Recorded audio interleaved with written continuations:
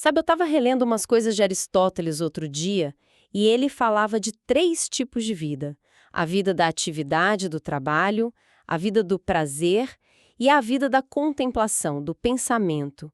E me bateu uma coisa: a nossa cultura digital parece que turbinou as duas primeiras, né? Somos absurdamente produtivos, temos apps para tudo e entretenimento, nossa, é um oceano infinito no nosso bolso.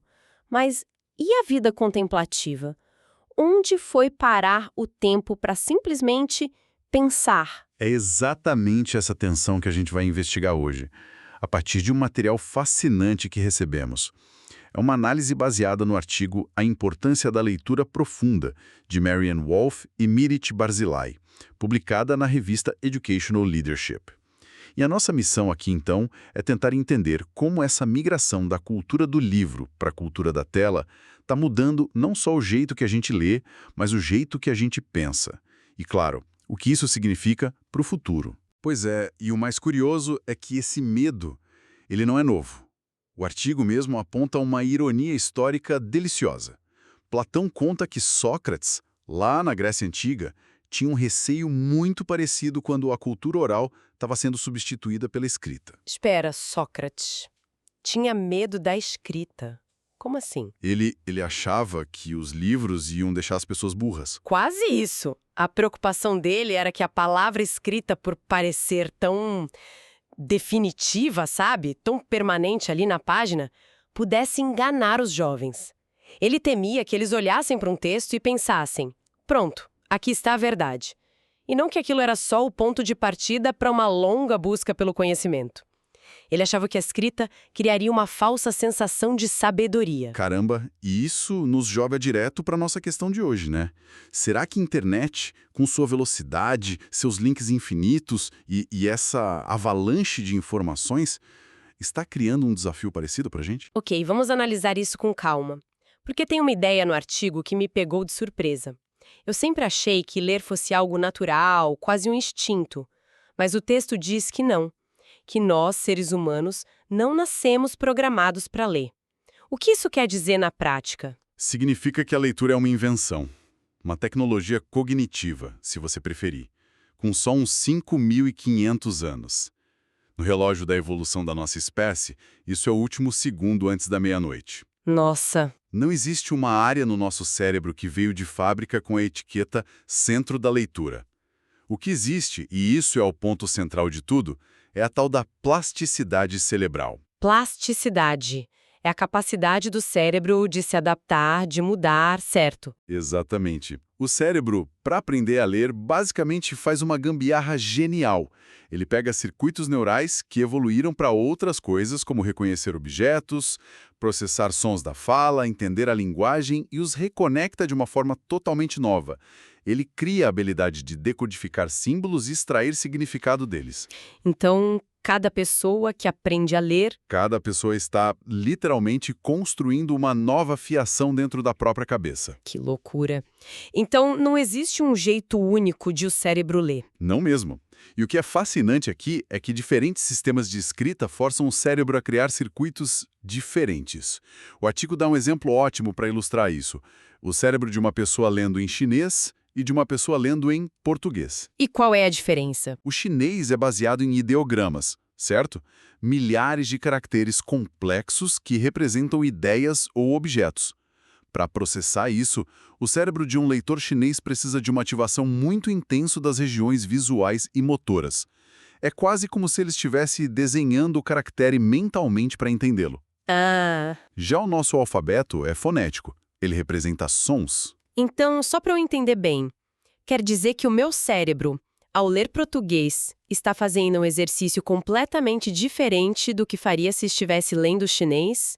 Um é mais visual e o nosso é mais auditivo, por assim dizer. Exatamente. O nosso cérebro ativa muito mais as áreas temporais e parietais, que são especializadas em processar fonemas, os sons da fala, e conectá-los com as letras. O cérebro literalmente esculpe caminhos diferentes dependendo da tarefa que a gente dá para ele. É uma adaptação incrível e sobre medida. É aqui que a coisa fica realmente interessante. Se o sistema de escrita já muda tudo, imagino que a experiência de cada leitor também faça uma diferença enorme. Eu penso numa criança aprendendo a ler, sabe? Soletrando. O cérebro dela deve estar trabalhando a 1000 por hora, não? A 1000 por hora é pouco. O cérebro de um leitor iniciante é um show de luzes, ativando áreas enormes em ambos os hemisférios.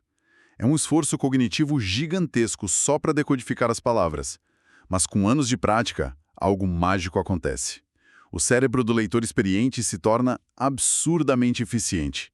Ele automatiza a decodificação, criando atalhos neurais super rápidos. E essa automação é a chave, né? Porque se o cérebro não precisa mais gastar tanta energia para decifrar o que está escrito, sobra mais potência de processamento para pensar sobre o que está escrito. Perfeito. E é essa potência de processamento liberada que nos permite fazer o que o artigo chama de leitura profunda. Não é mais só decodificar, é o que vem depois. É fazer inferências, ler nas entrelinhas, conectar a história com a sua própria vida, analisar criticamente o argumento do autor, ter uma epifania, um insight. No cérebro de um leitor fluente, esses processos complexos levam milissegundos. Uau! Mas para construir essa capacidade, o cérebro de uma criança leva anos de prática consistente. E isso é algo que a gente consegue ver. Digo, com exames, a neurociência consegue mapear essa leitura profunda. Consegue. E o mapa é impressionante. A neuroimagem mostra que a leitura profunda é uma atividade que envolve o cérebro inteiro. Os 4 lobos, os 2 hemisférios, áreas de emoção, de memória, de raciocínio. Isso prova de uma vez por todas que o que a gente lê, e principalmente como a gente lê, nos molda em um nível físico, neural. Nós somos o que lemos. Exato. Ok, essa parte da neurociência é fascinante. O cérebro é uma máquina de adaptação.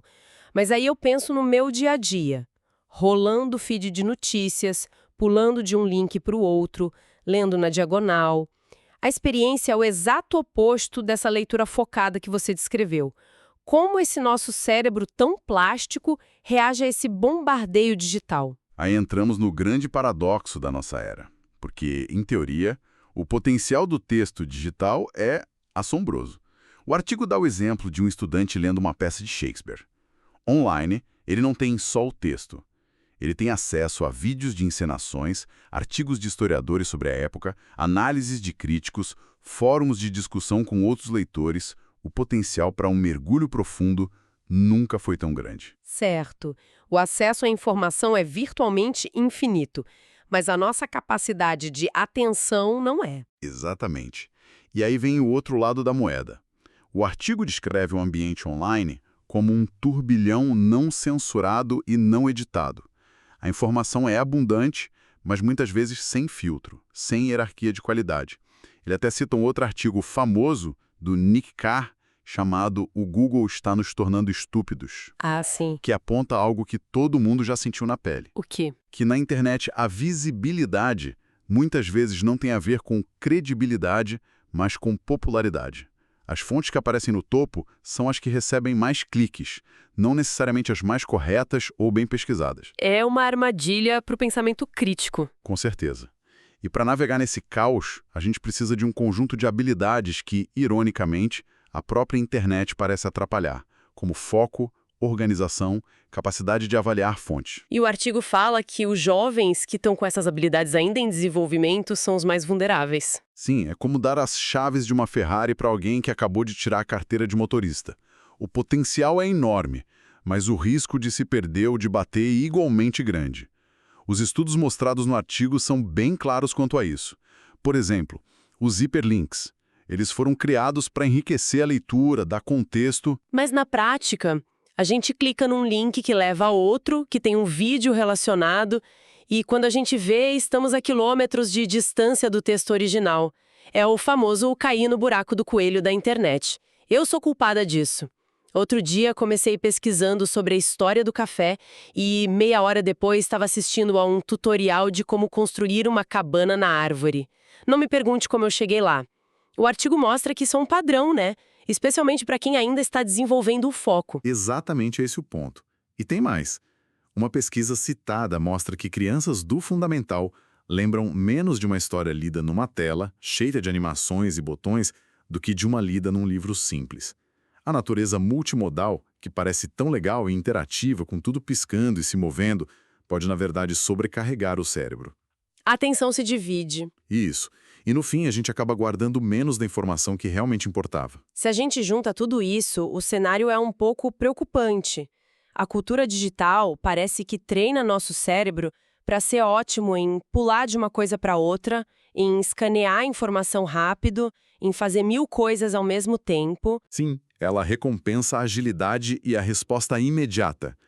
O perigo, apontado por Wolff e Barzilai, é que esse treinamento constante para agilidade pode curto-circuitar o desenvolvimento dos processos mais lentos, os mais demorados, que são a essência da leitura profunda e do pensamento contemplativo. É como se a gente estivesse treinando só os músculos de corrida de curta distância e deixando atrofiar os de maratona. Tem uma citação no artigo de um visionário da tecnologia chamado Edward Tenner, que é de arrepiar. Ele diz: seria uma pena se o próprio intelecto que criou esta nova tecnologia fosse ameaçada por ela. Então, qual é a saída? Desligar a internet e voltar para as cavernas? Felizmente não. A solução proposta é bem mais inteligente e está centrada na educação. A ideia principal é que não podemos mais presumir que as habilidades de leitura profunda vão surgir sozinhas, como talvez acontecesse na era do impresso. Elas precisam ser ensinadas de forma explícita e intencional, tanto para o mundo impresso quanto para o digital. E como se faz isso? Porque parece contraintuitivo usar a tecnologia, que é parte do problema, para ser parte da solução. O artigo dá algum exemplo prático. Ele menciona um programa com um nome curioso, Ravel. O que ele faz para que a tecnologia ajude em vez de atrapalhar? É uma ótima pergunta. O Raviol é um exemplo de como usar a tecnologia a nosso favor na base do problema. Basicamente, ele transforma o aprendizado dos padrões de letras e sons, que é a parte mais chata da alfabetização, em um jogo. Em vez de ser uma decoreba, a criança está jogando e, sem perceber, está automatizando a decodificação de palavras. O cérebro dela fica mais rápido nisso. E como vimos, quando a decodificação se torna automática, Sobra mais espaço mental para entender o significado da história. entendi. A tecnologia acelera a parte mecânica para que a gente possa se dedicar à parte do pensamento. Exato. E para os leitores mais velhos, existem outras ferramentas. O artigo fala de tutores de leitura online e programas que funcionam como um andaime para o pensamento crítico enquanto se lê na tela. Um andaime para o pensamento. Gostei disso. Como funciona? Um exemplo fantástico que o artigo detalha é um programa chamado Thinking Reader, do Instituto Cast.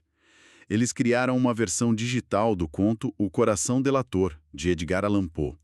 Conforme a pessoa vai lendo o conto na tela, o programa intervém com perguntas e sugestões.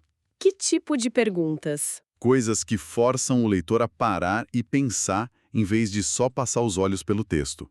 Por exemplo, destaque as palavras neste parágrafo que podem ser pistas sobre o que vai acontecer no futuro. Ou então, o que as ações do narrador até agora nos dizem sobre o caráter dele? Ele é confiável?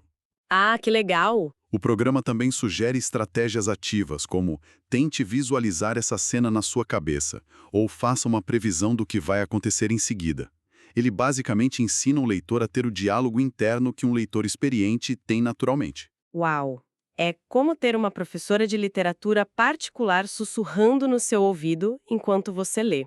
Isso muda o jogo. Não é só consumir o conteúdo, é interagir com ele de forma ativa. Precisamente. E, além de softwares sofisticados, o artigo menciona práticas mais simples, como as web quests, que são basicamente caças ao tesouro guiadas na internet, onde o objetivo não é só achar a resposta, mas avaliar a qualidade das fontes. Ou até mesmo uma atividade em sala de aula de pegar os resultados de uma busca no Google e discutir por que esse site apareceu primeiro, que interesses podem estar por trás dele. O objetivo é transformar consumidores passivos de informação em detetives digitais. Isso. Então, o que tudo isso significa? Pelo que eu entendi, a grande mensagem não é que o livro é bom e a internet é ruim. A questão não é uma batalha entre papel e tela. De forma alguma. A questão é sobre intencionalidade. O cérebro leitor é plástico. Ele vai se adaptar a um ambiente em que estiver inserido. Se o ambiente for de distração constante e superficialidade, ele vai se moldar para ser bom nisso. Se o ambiente, mesmo que digital, for projetado para incentivar o foco e a reflexão, ele também vai se moldar para isso. Ou seja, a solução não é fugir da tecnologia, mas aprender a usá-la com sabedoria. É sobre sermos nós os arquitetos dos nossos circuitos neurais e não deixar que os algoritmos façam isso por nós. É ensinar explicitamente as habilidades de leitura profunda para os dois mundos, para que as futuras gerações possam tanto navegar num mar de hiperlinks, quanto se perder por horas num romance denso. E o artigo encerra com uma analogia histórica que eu achei belíssima e muito esperançosa. Há milhares de anos, na Mesopotâmia, existiam dois sistemas de escrita convivendo. O sumério, mais antigo e complexo, e o acadiano, mais novo e eficiente.